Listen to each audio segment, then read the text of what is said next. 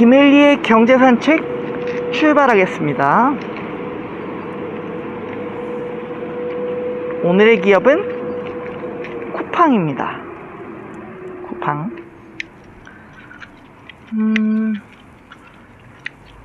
여러분은 쿠팡 하면 무엇을 떠올리시나요? 아마도 많은 분들이 쿠팡 하면 로켓 배송을 떠올리실 거라고 생각합니다. 저도 마찬가지고요. 오늘날의 쿠팡을 있게 만든 1등 공신은 누가 뭐래도 로켓 배송 서비스입니다. 실제로 쿠팡과의 경쟁에서 뒤처진 많은 기업들이 로켓 배송의 배송 시스템을 보고 많은 것을 따라하려다가 가랑이가 찢어진 경우가 많았습니다. 원래 쿠팡의 원류는 소셜 커머스였습니다. 할인 상품, 특가 상품, 쿠폰 위주의 서비스였죠. 근데 요거는 근원적인 한계가 있었어요. 수익을 내기가 어려웠다는 거죠. 회원을 모으는 건 굉장히 쉬웠는데 그 사이에서 수익을 내는 건 쉬운 일이 아니었어요. 그래서 초창기 소셜 커머스들은 출혈 경쟁을 많이 했고, 특히나 문화상품권 같은 현금성 쿠폰을 뿌리는 데에서 승부수를 많이 냈습니다. 근데 지금도 그 문제가 있지만 현금성 쿠폰을 할인을 하게 되면 수익성이 급격히 나빠져요. 분명 소비자는 5,000원어치를 쓰는데 그걸 4,500원, 4,000원에 팔게 되면 그게 즉시 손실로 이어진다는 거죠. 그래서 지금도 그런 걸 활용한 상품권 현금깡이 일어나고 있고, 그것 때문에 많은 부문에서 고생을 하고 있습니다. 그 부분이 지금 해피머니 상품권이나 컬처랜드 문화상품권 같은 현금성 상품권 생태계에도 영향을 미치고 있는 것으로 알려져 있죠.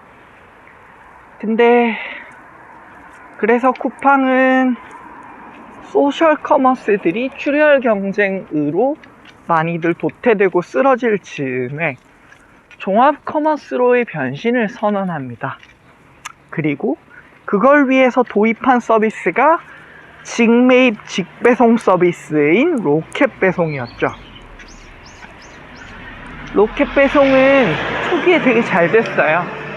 그쵸?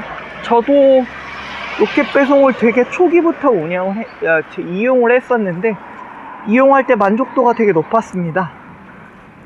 그때는 지금과 달리 9,800원 무료 배송이었거든요. 그래서 장바구니에 10,000원어치만 담으면 뭐든지 주문을 할 수가 있었어서 지금 로켓 와우 회원들이 느끼는 것보다 좀 더 충격적인 경험을 할 수 있었어요. 저도 그 기억이 생생하고요. 근데 그렇게 해서 회원을 모을 경우에 문제점이 배송별 단가에 비해서 배송 건수가 너무 많아지게 됩니다. 그래서 한 번에 많은 물건을 보낼 수가 있어야 배송 건수가 줄어들고 그만큼 쿠팡에서도 이익이 될 텐데, 주문의 허들이 너무 낮다 보니 사람들이 마구잡이로 주문을 하는 경우가 되게 많았어요. 물론 그 중에 저도 한 명이었고요. 그래서 쿠팡은 갈수록 최소 주문 금액을 높이는 선택을 합니다. 그래서 지금 같은 경우는 로켓 와우 클럽 유료 회원의 기준으로 그냥 일반 로켓 배송은 배송비 허들이 없고요. 프레쉬 신선식품의 경우 15,000원 이상 주문을 기준으로 무료 배송 허들이 형성되어 있습니다. 근데 쿠팡이 성공하게 된 데에는 여러 가지 요인이 있겠지만, 제가 오늘 이야기하고 싶은 부분은 우리나라의 인구 문제와 쿠팡의 성장이 밀접한 관련이 있었다는 거예요. 이게 무슨 얘기일까? 우리나라는 인구 구조가 굉장히 수도권에 몰려있는 구조로 되어 있어요. 그래서 수도권에서부터 서비스를 시작하게 되면 물류 거점이 조금만 늘어나도 배송 커버리지가 확 확대되는 효과가 있습니다. 그래서 수도권에서 대부분의 서비스들이 시작을 하고 있고, 그 안에 물류센터를 구축하는 방법을 사용하고 있습니다. 그래서 지금 쿠팡이 배송 지역으로 보면 그 로켓프레쉬,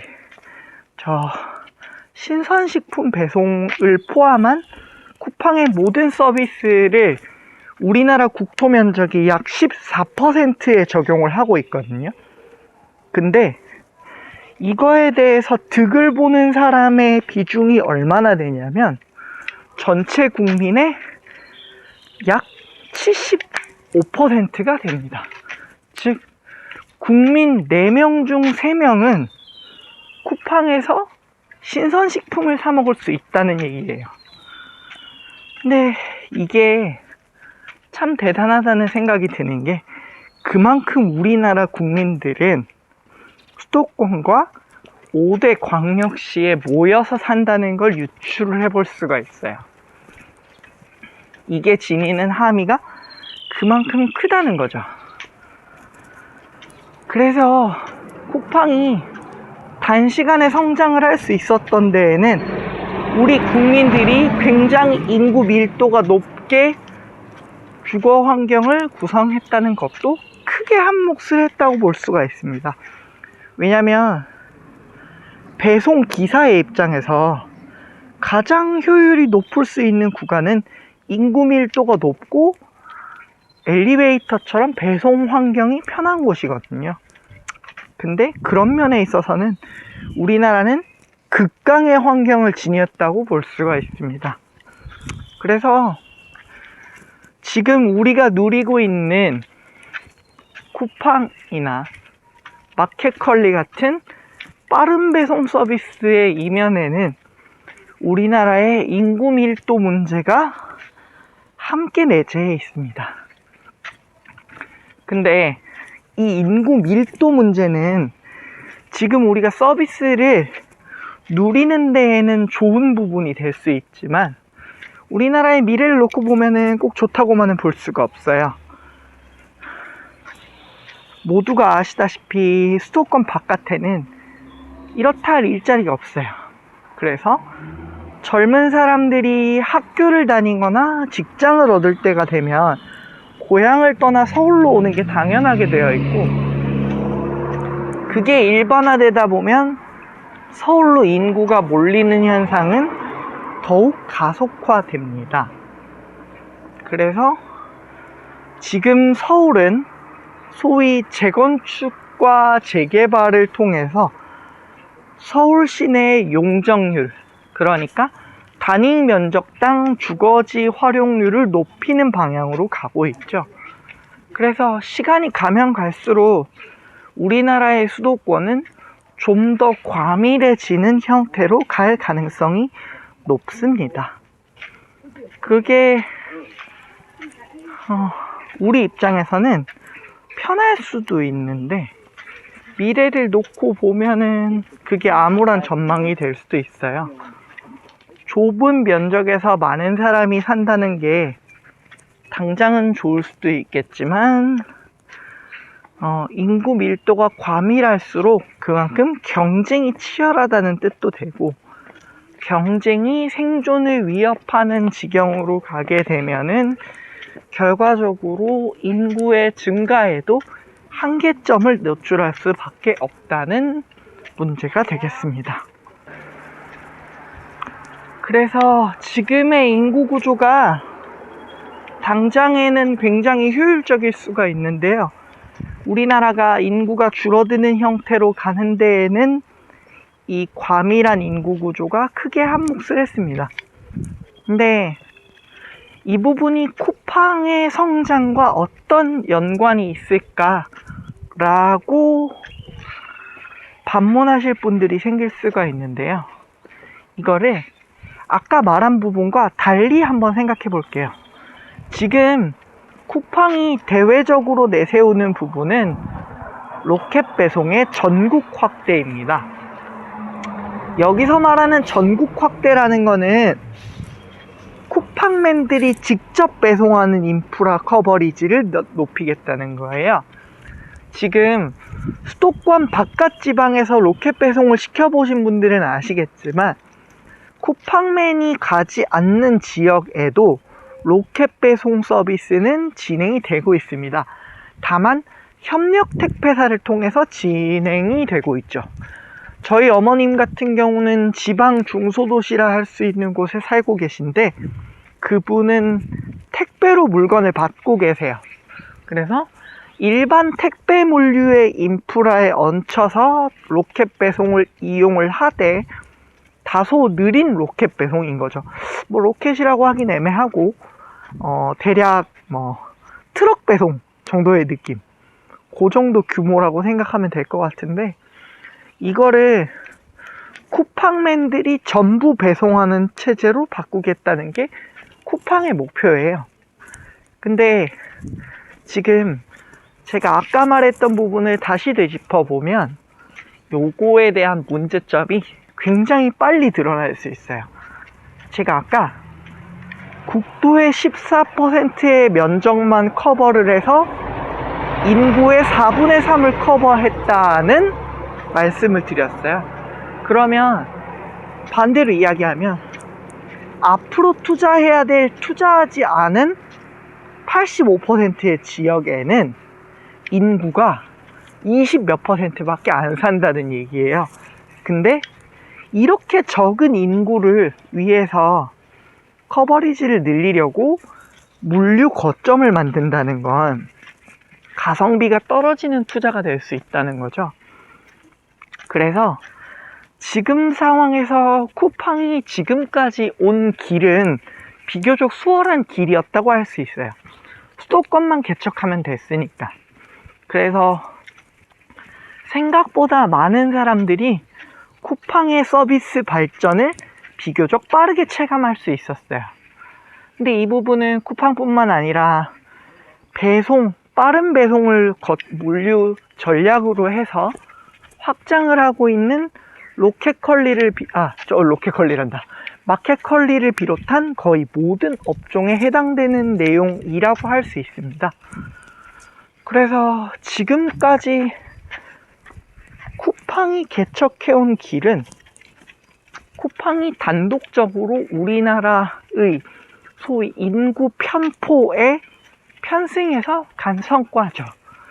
근데 앞으로는 만약에 로켓 배송 커버리지를 늘리는 선택을 하려면 지금까지와는 상상할 수도 없을 만큼 효율성이 낮은 투자를 하게 됩니다. 그래서 지금 보통 쿠팡이 모델로 하고 있는 아마존을 포함해서 대부분의 스타트업들은 일단 시장을 장악한 다음에 시장 장악력을 바탕으로 비즈니스 모델을 구축하는 방식으로 가고 있는데, 그런 관점에서 우리나라 유통시장을 보자면 우리나라는 인구 밀도가 높기 때문에 초기에 수도권에서 성장하는 데에는 굉장히 좋은 여건을 지니고 있어요. 비유해서 얘기하자면 0점부터 70점까지 받기에는 공부하기가 매우 수월하다는 거죠. 근데 70점에서 100점까지 이르는 그 30점의 구간은 지금까지 겪었던 것보다 훨씬 난이도가 높을 수 있다는 결론에 이를 수가 있습니다. 그래서 이 부분이 주는 함의가 쿠팡에게는 매우 커요. 그리고 지금 인구의 양도 문제인데 인구의 질적으로도 지방의 커버리지를 늘리는 거는 쿠팡의 입장에서는 악재가 될 가능성이 높습니다. 왜냐하면은 수도권을 제외한 나머지 지역은 생각보다 인구 고령화 비율이 되게 높거든요. 그래서 쿠팡의 입장에서는 땅덩어리는 되게 넓은데 사람은 적고 그나마도 쿠팡을 잘 못 쓰는 나이 든 사람들이 주로 사는 곳을 향해서 물류 거점을 투자해야 되는 상황이 온 거예요. 그래서 지금 우리나라에서 쿠팡이 겪어야 될 과제는 정말 미지의 영역을 향해 기대값이 낮은 영역을 향해서 처음으로 달려가 봐야 되는 상황이 된 거예요. 근데 이런 면에 있어서는 의외로 지금의 대기업들이 굉장히 유리한 국면에 있어요. 왜냐하면 지금 쿠팡의 최대 경쟁자라고 할 수 있는 대형마트들이 있는데, 대형마트들은 생각보다 지방 중소도시에도 많이 있어요. 수도권에서는 쿠팡의 커버리지가 굉장히 넓지만 지방 중소도시로 가면은 굉장히 대형마트의 힘이 강하다는 걸 알 수가 있어요. 지금 우리가 신선식품 배송하면은 주로 마켓컬리를 떠올리는데, 실제로 지방에서는 이마트의 쓱배송이나 홈플러스몰 직접 배송이 굉장한 위력을 발휘합니다. 그래서 저희 어머님이 살고 계시는 경주를 기준으로 하면은 경주에서 홈플러스몰에서 주문을 하면 3시간 안에 물건이 와요. 물론 여기서는 가격 경쟁력은 마트 수준이니까 그렇게 높다고 보긴 어렵지만 신선식품 배송에 있어서는 굉장히 비교 우위가 있는 거라고 할 수 있겠죠. 그래서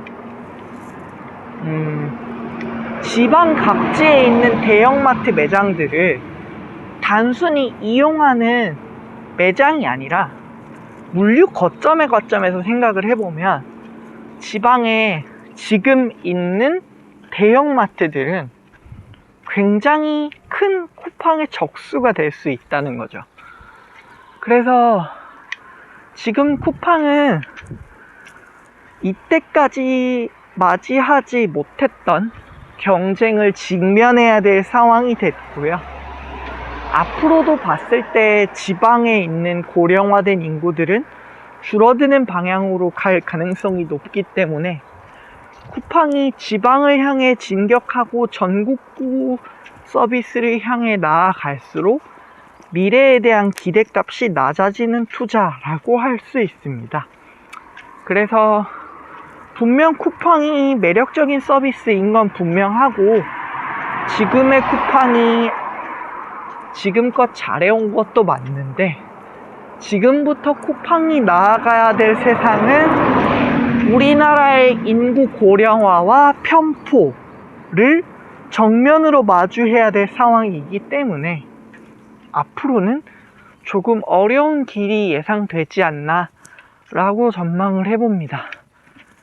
그래서 근데 이런 부분들이 지금 젊은 사람들을 타겟으로 배송 물류 혁신을 이야기하고 있는 기업에서는 공통적으로 일어나고 있는 현상이에요. 만약에 마켓컬리가 수도권 서비스가 아니라 전국구 서비스를 생각하게 된다면 똑같은 일을 겪게 되겠죠. 그래서 지금 쿠팡이 가장 먼저 마주하고 있는 그 현재의 그림이 어떻게 보면 우리나라에서 배송을 기반으로 하는 모든 서비스 스타트업들이 겪게 될 일이 아닌가, 저는 그렇게 생각을 해봅니다. 그래서 제가 오늘 드리고 싶은 말씀은 여기까지고요. 만약에 제가 하고 있는 헨리와의 산책 이야기가 도움이 된다고 생각하시는 분들은 구독 버튼 한번 살짝 눌러주시고 좋아요 버튼도 눌러주시고 알림 설정까지 해주시면 대단히 감사하겠습니다. 헨리 얼굴을 좀 많이 보여드리고 싶은데 그게 쉽지가 않더라고요.